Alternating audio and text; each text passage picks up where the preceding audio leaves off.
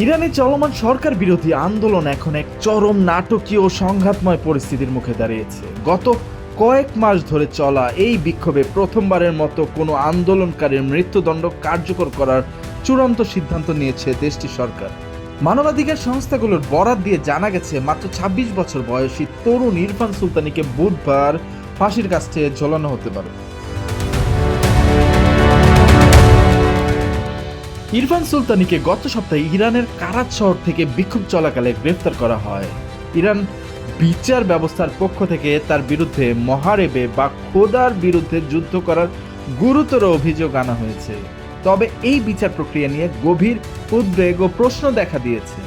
অভিযোগ উঠেছে যে বিচারিক প্রক্রিয়ায় কোনো পর্যায়ে ইরফানকে তার নিজের জন্য কোনো আইনজীবী নিয়োগের সুযোগ দেওয়া হয়নি, যা আন্তর্জাতিক আইনের চরম পরিপন্থী। সুলতানের পরিবারকে ইতোমধ্যে তার মৃত্যুদণ্ড কার্যকরের চূড়ান্ত সময় সম্পর্কে জানিয়ে দেওয়া হয়েছে, যা ইরানের রাজপথে নতুন করে ক্ষোভের সঞ্চার করেছে।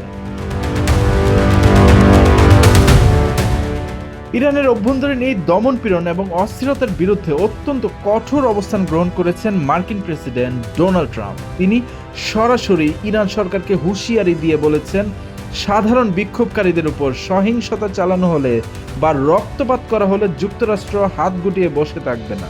ট্রাম্প স্পষ্ট জানিয়েছেন যে প্রয়োজন বোধে যুক্তরাষ্ট্র ইরানের বিরুদ্ধে সামরিক পদক্ষেপ গ্রহণ করতে প্রস্তুত।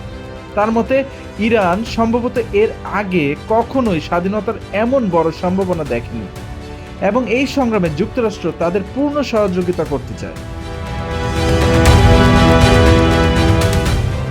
সামরিক হুঁশিয়ারির পাশাপাশি ট্রাম্প অর্থনৈতিক চাপের কৌশলেও অবলম্বন করেছেন। তিনি ঘোষণা করেছেন যে যেসব দেশের ইরানের সাথে বাণিজ্যিক সম্পর্ক রয়েছে সেই দেশগুলোর পণ্যের উপর যুক্তরাষ্ট্র ২৫% শুল্ক আরোপ করবে।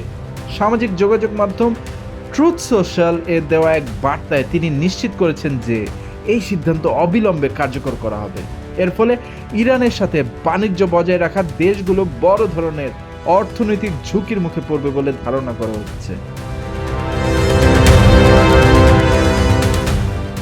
যুক্তরাষ্ট্রের এই সরাসরি হুমকির মুখে ইরানও নতি স্বীকার না করার ইঙ্গিত দিয়েছে। দেশটির পররাষ্ট্রমন্ত্রী আব্বাস আরাকচি সংবাদ মাধ্যম আল জাজিরাকে দেওয়া এক বিশেষ সাক্ষাৎকারে জানিয়েছেন, তেহরান যুদ্ধের জন্য পুরোপুরি প্রস্তুত। তিনি ওয়াশিংটনকে সতর্ক করে দিয়ে বলেন, যদি যুক্তরাষ্ট্র ইরানের সামরিক সক্ষমতা পুনরায় পরীক্ষা করতে চায় তবে তারা ইতিহাসের ভয়াবহতম দাঁত ভাঙার জবাব পাবে। আরাকচি আরও দাবি করেন, গত বছরের সংঘাতের অভিজ্ঞতার আলোকে বর্তমানে ইরানের সামরিক শক্তি ও প্রস্তুতি আগের যে কোনো সময়ের চেয়ে কয়েক গুণ বেশি বিস্তৃত এবং শক্তিশালী।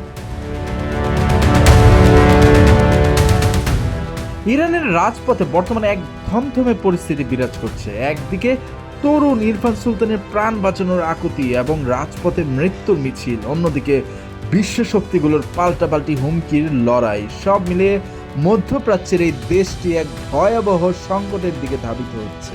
ইরফান সুলতানের মতো তরুণদের আত্মত্যাগ শেষ পর্যন্ত ইরানের ইতিহাসের মোড় ঘুরিয়ে দিতে পারে এবং এই আন্দোলনই হয়তো দেশটিতে নতুন কোনো পরিবর্তনের সূচনা করবে।